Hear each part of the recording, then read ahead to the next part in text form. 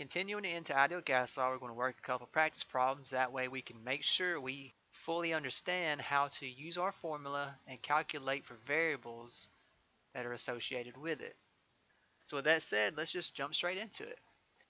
For the first problem, we got 70 grams of oxygen gas at STP would take up how much space? Two things I noticed in this. I got STP and I got 70 grams. Well, if you don't know what STP is, it's just an acronym for standard temperature and pressure. So if you don't know what standard temperature and pressure is, standard pressure is 1 atmosphere. Standard temperature is 0 degrees Celsius, which is 273 Kelvin. Next I got grams. Our formula PV equals nRT does not have mass in it, but it does have moles. So you got to convert 70 grams to moles. So let's do that.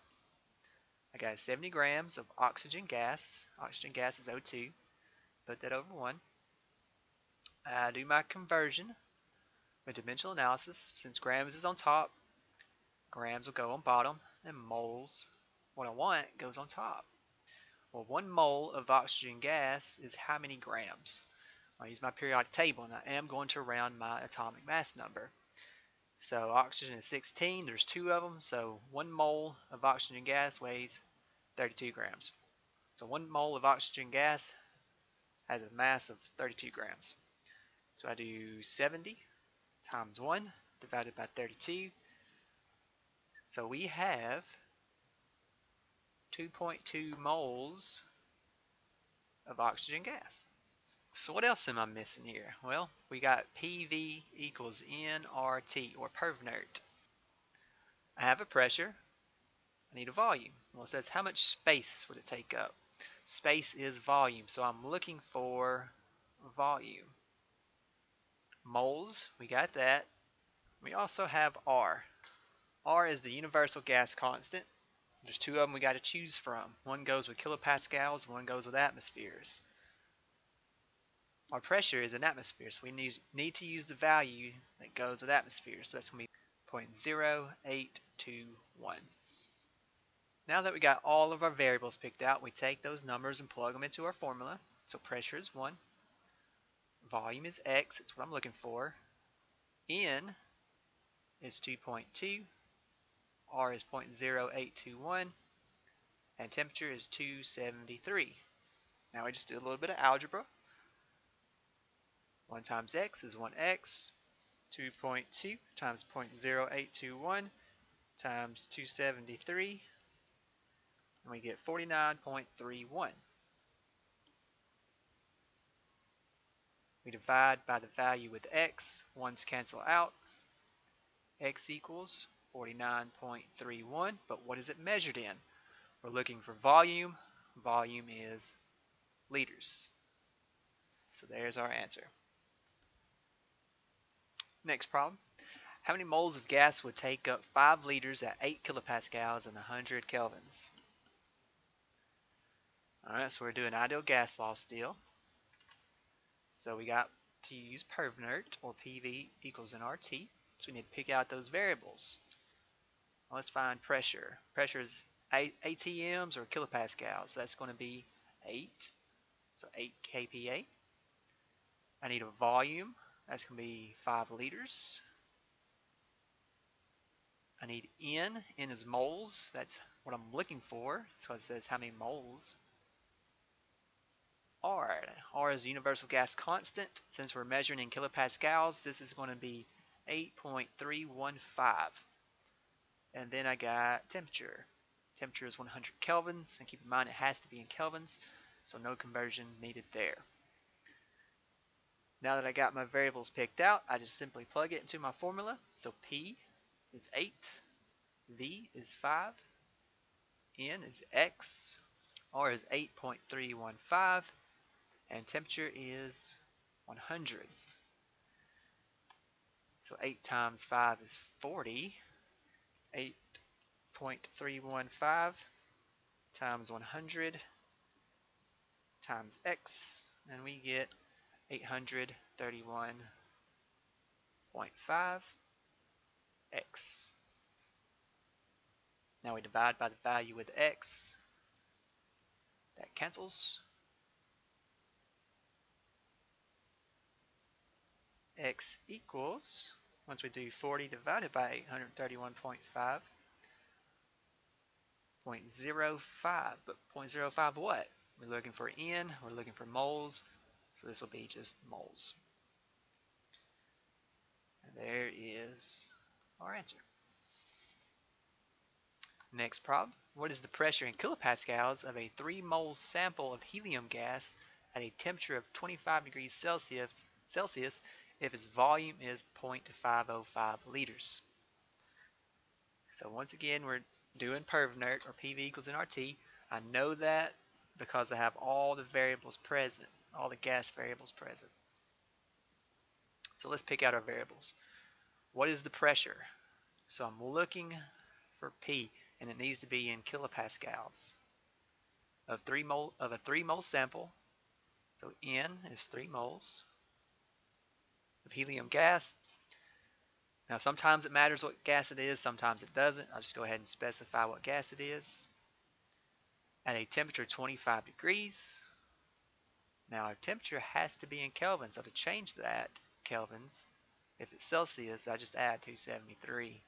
That's going to be 298 Kelvins. And the volume is 0.505. 0.505 liters. And we got one more variable that we're missing, and that's R. It's the universal gas constant. Since I'm dealing with kilopascals, that's going to be 8.315. Now we can just plug and chug. Pressure is what I'm looking for.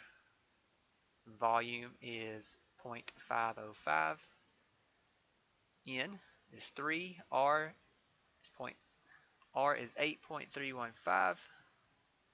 Temperature is 298 kelvins. Now we can just do some math. X times 0.505 is 0.505x. 3 times 8.315 times 298, you get 7,433.6. I divide by the value with x. That's 505. That cancels. 0.505. X equals 14,720.02 kPa. A rather large pressure. Alright, next problem. Determine the Celsius temperature of 3.75 moles of gas contained in a 1 liter vessel at a pressure of 7 atmospheres. Alright, so we're looking for temperature, but it needs to be in Celsius. We have 3.75 moles.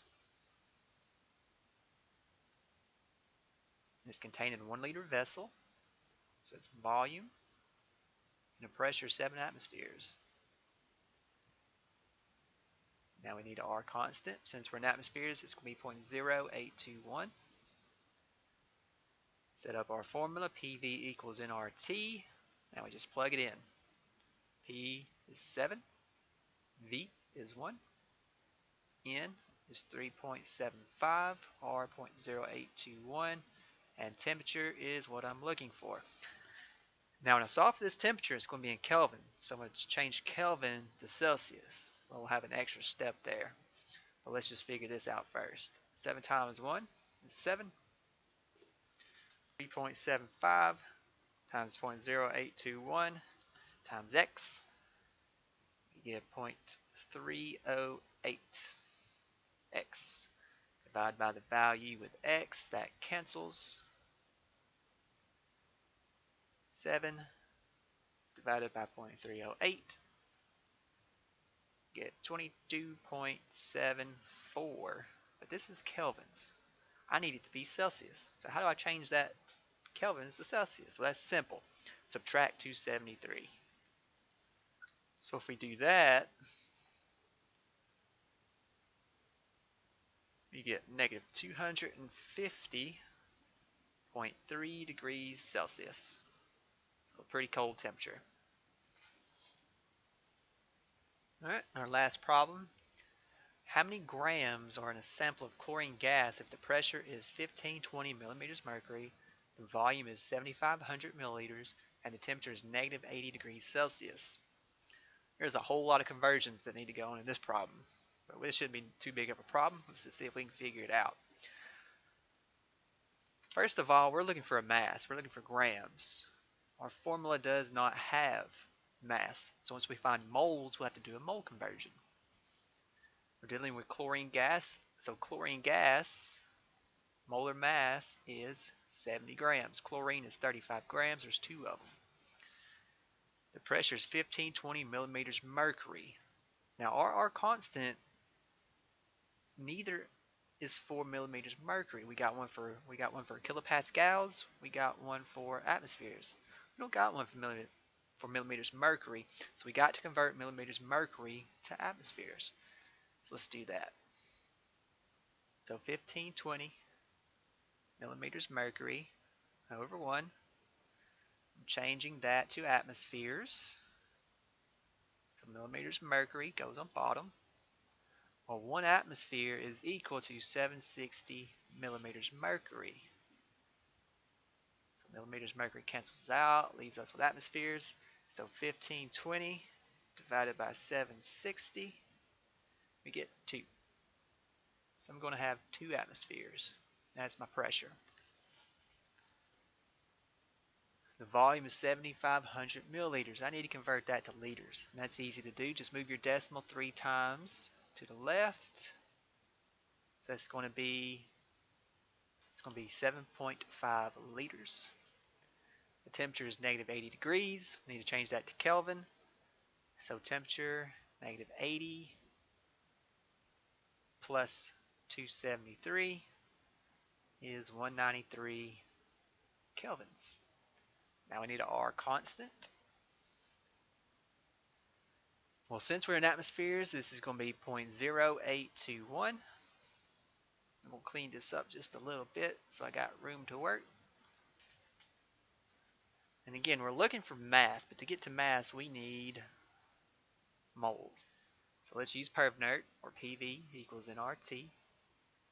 So pressure is 2, volume is 7.5, N is what I'm looking for, R is 0.0821, and temperature is 193. 2 times 7.5, that's going to be 15.0821 times X times 193 is 15.85 X. We divide by the value with X. That cancels.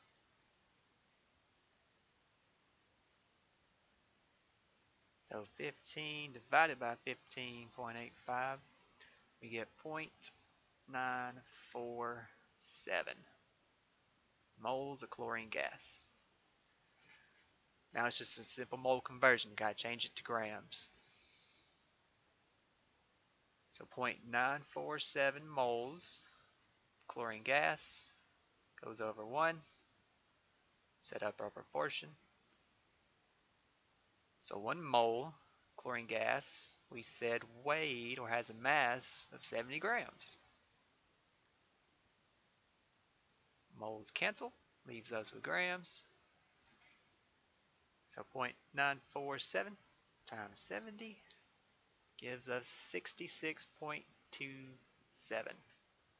66.27 grams chlorine gas. And there is our answer. Just remember to always practice those problems and you should be in a good shape. And hopefully this video helped you understand a little bit better. And as always, good luck on your tests.